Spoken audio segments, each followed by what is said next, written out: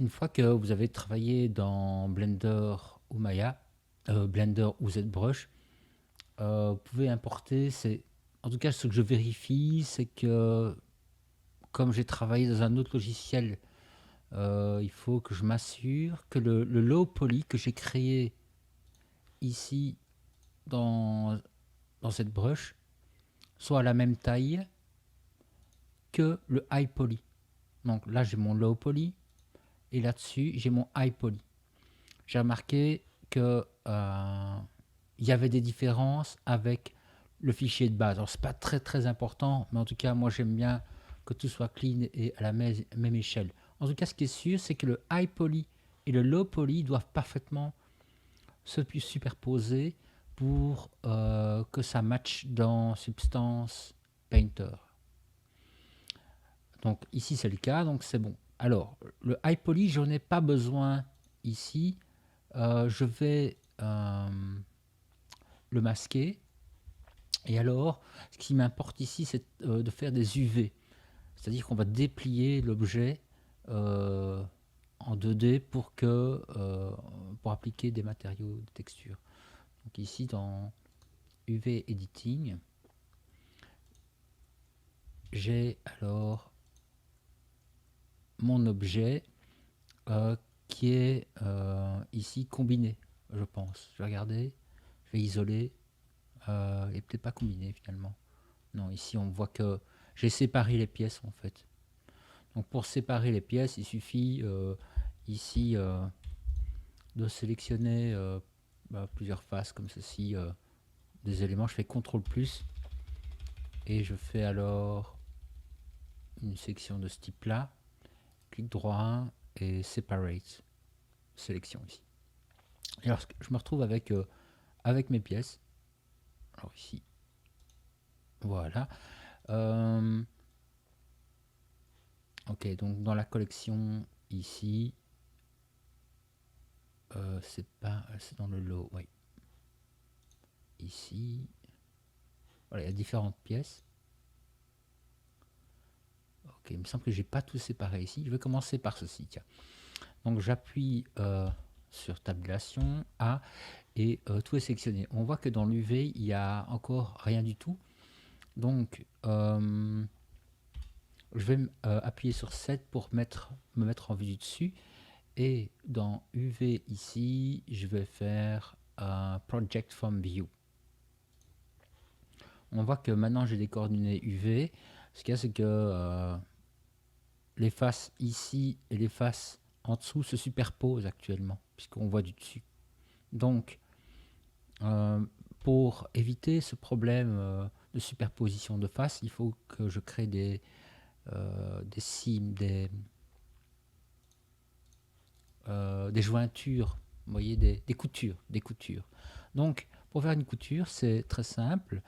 Je suis en mode arrête et je vais faire un contrôle, un Alt Shift. Et ici, on voit que j'ai une loupe ici. Donc, je fais un clic droit et je fais Mark Seam. Donc ça, c'est ma première couture. Et donc, ici, c'est pareil. C'est-à-dire que de l'autre côté, normalement, si je fais ceci, je dois pouvoir faire tout le tour. Ce qu'il y a, c'est que ZBrush a tendance à faire des torsades comme ça quand on ne lui indique pas dans quel sens il faut tourner. Ça va nous permettre de voir ici un raccourci qui est quand même pratique dans ce cas-là, c'est CTRL. Donc par exemple, alors je vais masquer ici. Alors où est-ce que c'était encore? Je reviens masquer deux, trois trucs. Voilà, ici, la grille, le sol, XY. Voilà, ça j'y vois un peu mieux. Donc avec CTRL, j'ai mon arrêt qui est sélectionné ici, et hop, je vais faire tout le tour, et il va trouver le meilleur chemin pour aller jusque là où je veux aller.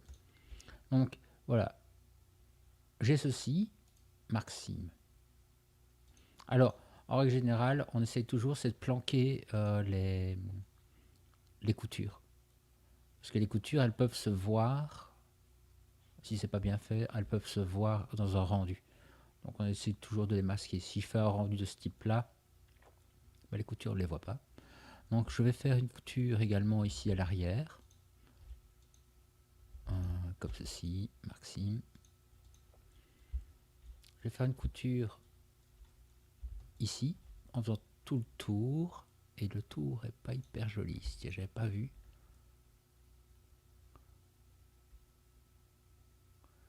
Donc je vais faire le tour manuellement avec CTRL, tiens, pour bien au maximum rester là, ici.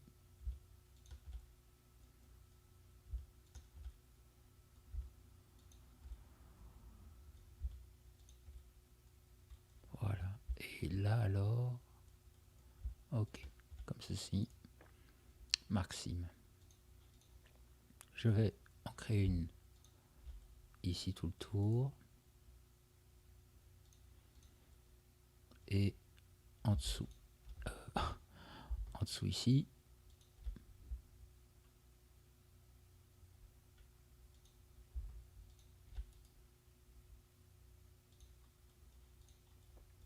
Ok. Je regarde si j'ai rien oublié. Je pense que ça devrait aller. J'appuie sur A et ici je vais faire U et je vais faire un unwrap. Il va déployer tout ça. Voilà.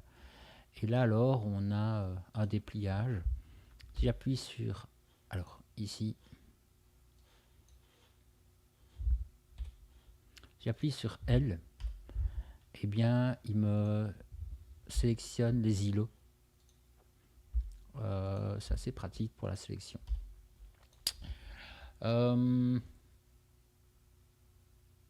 Voilà. Donc là, on aurait déjà fait une pièce. Il me semble que je voulais dire quelque chose.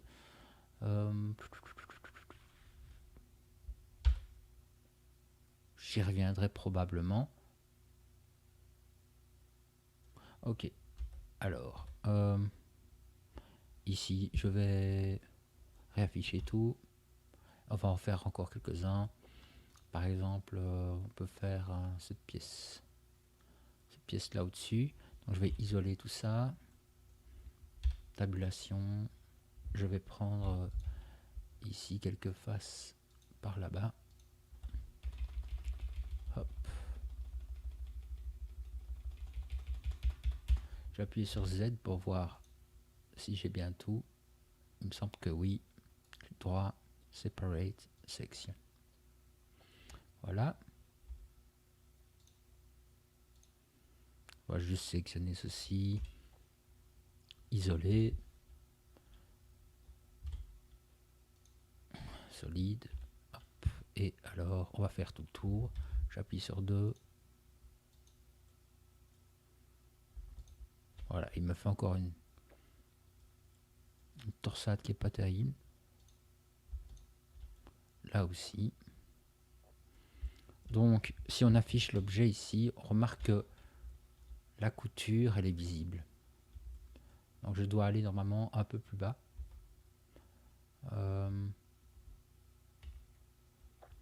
Ce serait plus ou moins par ici. Donc, je vais faire le tour manuellement. À mon avis, là, je suis un peu haut.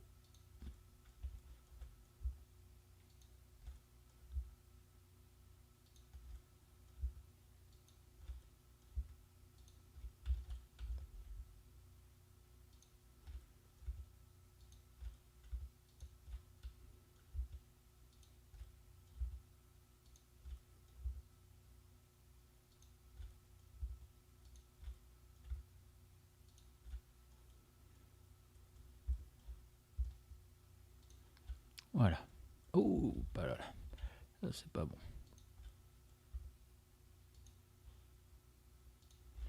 Comme ceci, Maxime.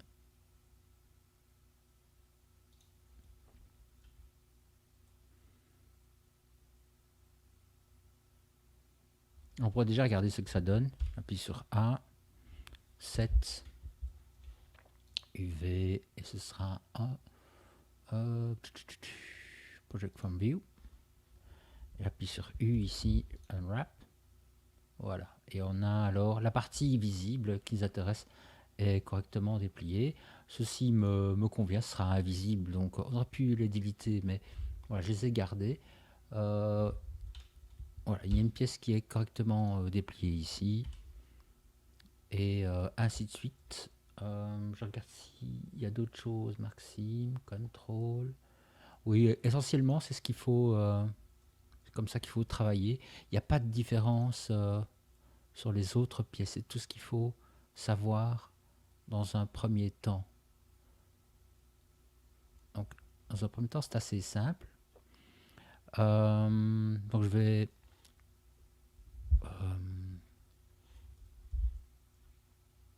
je regarde faire toutes les pièces.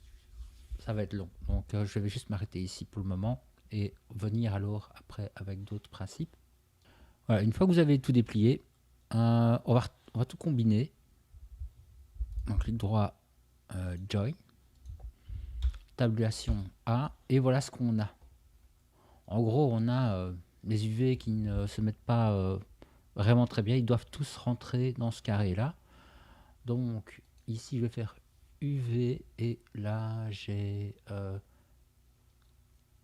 Pack Island, quelque part par là. Pack Islands, comme ceci. En margin, c'est l'écart qu'il y a entre les îlots. On peut empêcher la rotation si vous avez placé ça correctement, mais là je vais faire juste ça comme ça. Voilà, alors on a ceci. Alors ça c'est déjà une bonne chose. Euh, alors pour Substance Painter, s'il y a des soucis, voilà, il ne peut pas, ça ne peut pas déborder. On voit ici qu'à chaque fois un petit bord, ça ne peut pas déborder. Voilà, on est limite, hein, mais je crois que c'est bon. Là, de toute façon, Substance Painter nous dira que ça ne va pas. Je vais appliquer une texture là-dessus, sur cet ensemble-là. Donc, je vais faire New. Ici, je vais faire UV check. Et je vais faire ici, pas blanc, je vais faire UV grid. Je vais faire OK. Donc, là-dessus, je vais créer un nouveau matériau. Et là, je vais faire image texture. Et ici, je vais faire UV check. Voilà. Alors, c'est pas tout. On va terminer la manœuvre. Donc, dans c'est pas compo, shading. Ici, je prends l'UV check, je fais CTRL T pour ajouter des coordonnées de mapping. Et là, je vais mettre une valeur. Est-ce que je peux faire ça comme ça? Voilà, je vais mettre par exemple 20. Voilà. Je vais mettre un petit peu moins. 15.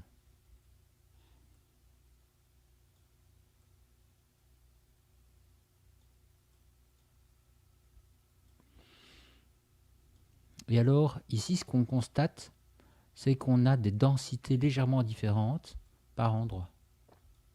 C'est-à-dire que si chaque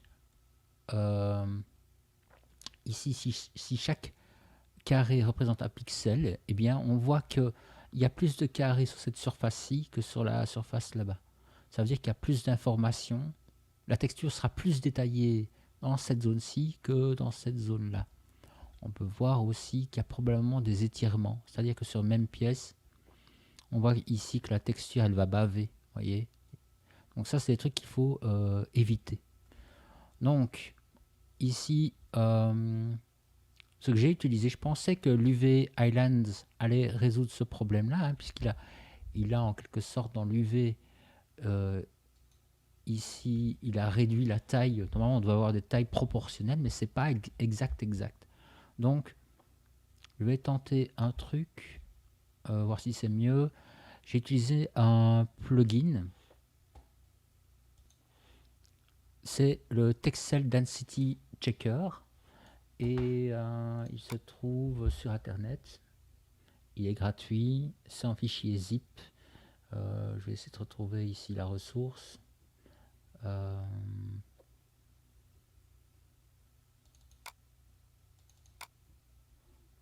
Voilà, ceci. C'est Texel Density. Alors, il faudra redémarrer Blender, à mon avis, pour que ça qu'il le prenne en compte. Et donc, c'est bien dans... je le mettrai en lien. Edit, préférences, et normalement... Voilà, Object Texel Density Checker. Et alors, si je sélectionne ceci, qui est la partie principale de l'objet, je vais faire Calculate. Alors, il me dit qu'il y a une densité de 15% en UV Space. Je vais tout sélectionner et je vais faire Set My. Voilà. Et donc, si je compare maintenant avec tout à l'heure, on remarque que j'ai des carrés qui sont plus ou moins de la même taille. On peut remarquer que tout à l'heure, on avait vraiment une différence qui était notable ici. Là, il n'y a plus de différence. Donc, ça veut dire que ce n'est peut-être pas parfait, mais on est à un niveau quand même qui est déjà très très bien. Donc, il ne me reste plus qu'à tout sélectionner.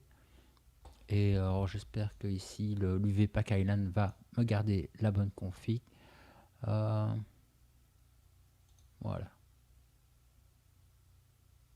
On va le laisser un peu travailler. Et on remarque que mon Texel Density, ici, il est toujours assez OK. Donc, en tout cas, à ce niveau de détail-là, on est bon. On ne verra, en tout cas, les gens ne verront rien s'il y a des petites différences. Sauf peut-être vraiment là où c'est pas très beau, mais ça devrait quand même passer. Voilà. Donc, peut-être une dernière petite remarque ici. Quand je sélectionne la zone ici, L, eh bien, on voit qu'elle est active ici. Donc, on a un petit bouton ici qui permet de mettre à jour. Quand je sélectionne ici, bien, on voit ce qui se passe par là-bas. Tout à l'heure, j'avais ce petit souci-là et c'est comme ça que je l'ai réglé. Donc, je vous souhaite un bon travail.